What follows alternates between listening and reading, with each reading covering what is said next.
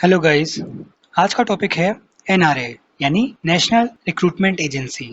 अभी हाल ही में सरकार ने एक निर्णय लिया है जिसमें उन्होंने कहा है कि सेंट्रल गवर्नमेंट की तरफ से जितनी भी नौकरियां निकलती हैं, जॉब्स निकलती हैं, वैकेंसीज निकलती हैं, उन सभी को भरने के लिए एग्जाम कंडक्ट कराएगी एक सिंगल बॉडी। इसका नाम होगा नेशनल रिक्रूटमेंट एजेंसी एनआरए। यहाँ हम बात कर रहे हैं केंद्र सरकार की, यानी केंद्र सरकार के द्वारा जितनी भी नौकरियां निकाली जाती हैं सिर्फ उनकी। राज्य सरकारों के द्वारा जो निकाली जाती हैं नौकरियां, उनको फिल करने के लिए तो वो अपना पर्टिकुलरली अपना एग्जाम कंडक्ट कराते ही हैं, उनका तो वैसे ही चलेगा। लेकिन जब बात आती है सेंट्रल गवर्नमेंट की, तो अब उनका नया निर्णय ये है कि केंद्र सरकार की जितनी भी नौकरियां निकलेंगी उन सबका एक कॉमन एग्जामिनेशन होगा और वो एग्जामिनेशन कंडक्ट कराने का काम होगा नेशनल रिक्रूटमेंट एजेंसी का।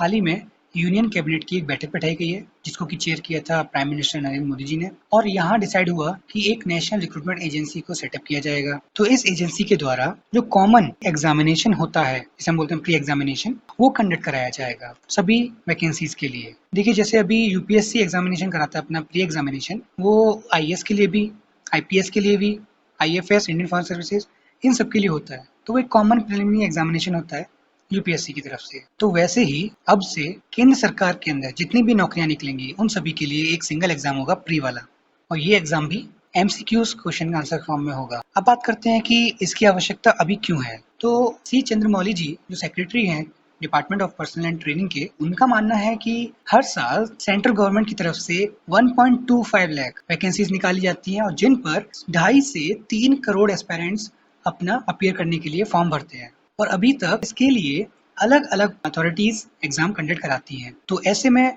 कई सारे एस्पिरेंट्स को, स्टूडेंट्स को एक शहर से दूसरे शहर जाना पड़ता है, उनको बहुत सारे खर्चे भी होते हैं और भी बहुत सारी बातें हैं।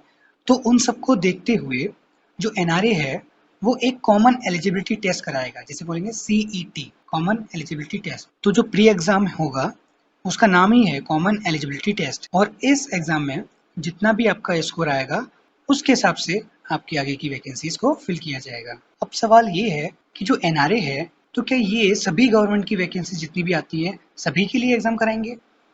तो अभी के लिए तो ऐसा नहीं है। अभी तो जब जो इन्फॉर्मेशन है वो यही है कि ग्रुप बी और ग्रुप सी जो नॉन टेक्निकल पोस्ट होती है, सिर्फ उनके एग्जाम्स को ये कंडक्ट कराएंगे। अभी तो ये पोस्ट जो है एसएससी, आरआरबी या आईबीपीएस, इनके द्वारा कंडक्ट कराई जाती थी, लेकिन अब ये सारी चीजें आप कंडक्ट कराएगा एनआरए। तो अभी तक ये सारी बॉडीज अपना अलग अलग एग्जाम कराती थी, लेकिन अब ये सारा अब एक ही एग्जाम में हो जाएगा, एक ही बॉडी कराएगी एनआरए, और इसका नाम होगा कॉमन एलिजिबिलिटी टेस्ट सीईटी। और फिर हो सकता है फ्यूचर में और भी एजेंसीज जो अलग अलग कंडक्ट करा रही हैं एग्जाम्स, वो भी इसमें इंक्लूड कर दी जाएंगी। लेकिन अभी के लिए ये जो सिर्फ 3 बॉडीज हैं, एसएससी, आरआरबी, आईबीपीएस, इन्हीं के एग्जाम्स कंडक्ट होंगे। अब जो इस एजेंसी में जो इनके रिप्रेजेंटेटिव होंगे वो वही लोग होंगे जो अभी एसएससी को रिप्रेजेंट करते हैं, आईबीपीएस या आरआरबी को, उन्हीं के रिप्रेजेंट्स आके एनआरए की बॉडी में रिप्रेजेंटेटिव बनेंगे। अब हम आपको बता दें कि जो एनआरए के द्वारा एग्जाम कराया जाएगा वो 3 लेवल पे कराया जाएगा। देखिए, होगा तो ये एक साल में एक बारी, लेकिन अलग अलग 3 लेवल्स पर होगा। ग्रेजुएट्स के लिए, हायर सेकेंडरी यानी 12th पास के लिए, मेट्रिकुलेट यानी 10th पास कैंडिडेट्स के लिए। जैसे मान लीजिए यदि आपने 10th पास किया है तो उसके लिए एक एग्जाम होगा साल में, यदि आपने 12th पास किया है तो उसके लिए एक एग्जाम होगा, और यदि आप ग्रेजुएट हैं तो उसके लिए भी एक ही एग्जाम होगा साल में एक बार। अब देखिए, बात आती है कि क्या ये आईबीपीएस, आरआरबी, एसएससी जो भी एजेंसीज हैं, क्या ये खत्म हो जाएंगी एनआरए आने के बाद? तो ऐसा नहीं है। जो एनआरए है वो सिर्फ और सिर्फ प्रिलिमिनरी एग्जाम कराएगा, ओनली प्री एग्जाम। यानी प्री के बाद जो अभी मेंस है, इंटरव्यू है, वो सारी चीजें अभी इन्हीं के द्वारा ली जाएंगी, यानी आईबीपीएस, आरआरबी और एसएससी। ये बाकी के 2 एग्जाम देखेंगे, मेंस और इंटरव्यू, लेकिन सिर्फ प्री एग्जामिनेशन वो एनआरए कराएगा। जैसे एसएससी है वो टायर 2 और टायर 3 कराएगी आगे, और यूपीएससी है वो मेंस और फिर इंटरव्यू वही कराएगी। बस प्री एग्जाम एनआरए कराएगा। अब जो प्री एग्जाम होगा इसमें कई सारे स्टूडेंट छट जाएंगे। अब सवाल है कि ये एग्जाम कहाँ कराया जाएगा और किस मीडियम में कराया जाएगा। तो सरकार की तरफ से जो इन्फॉर्मेशन आई है उसमें ये बताया गया है कि जो सीईटी यानी जो प्री एग्जाम कराया जाएगा, कॉमन एलिजिबिलिटी टेस्ट, वो ऑनलाइन होगा, ऑफलाइन नहीं होगा, सिर्फ ऑनलाइन होगा। और सरकार का ये भी कहना है कि हर एक डिस्ट्रिक्ट में, हर जिले में वो एक अपना एग्जामिनेशन सेंटर खोलेंगे, और उनका मेन फोकस होगा 117 मेन डिस्ट्रिक्ट्स में। एस्पिरेशनल डिस्ट्रिक्ट्स में।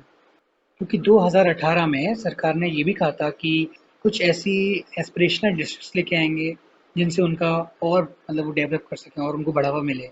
तो इस बार भी स्पेशल फ़ोकस वहीं होने वाला है, ताकि वहाँ के जो स्टूडेंट्स हैं, उनको कोई परेशानी ना हो एग्ज़ाम देने में। और इससे होगा ये कि जो फाइनेंशियल बर्डन पड़ता है स्टूडेंट्स पर, जो मेनली पुअर हैं थोड़े, है ना, फाइनेंशियली वीक हैं, ऐसे स्टूडेंट्स को आने-जाने में खर्चा होता है, भाड़ा लगता है और बहुत सारी चीज़ें हैं जहाँ पैसा खर्च होता है। तो सरकार का ये मानना है कि ऐसे स्टूडेंट्स को थोड़ी राहत मिल जाएगी। अब बात करें अगर इसके मीडियम की, तो किस माध्यम में कराया जाएगा ये? ये मल्टीपल लैंग्वेजेज़ में कराया जाएगा और मिनिस्टर साहब जो हैं डिपार्टमेंट ऑफ पर्सनल ट्रेनिंग के मिस्टर जितेंद्र सिंह, उन्होंने कहा है कि ये 12 लैंग्वेजेज़ में कराया जाएगा। आपको पता होगा हमारे कॉन्स्टिट्यूशन के 8th शेड्यूल में 22 लैंग्वेजेस के बारे में दिया हुआ है, तो इनमें से 12 लैंग्वेजेस में ये कंडक्ट कराया जाएगा। अब बात करते हैं एग्ज़ाम के स्कोर्स की।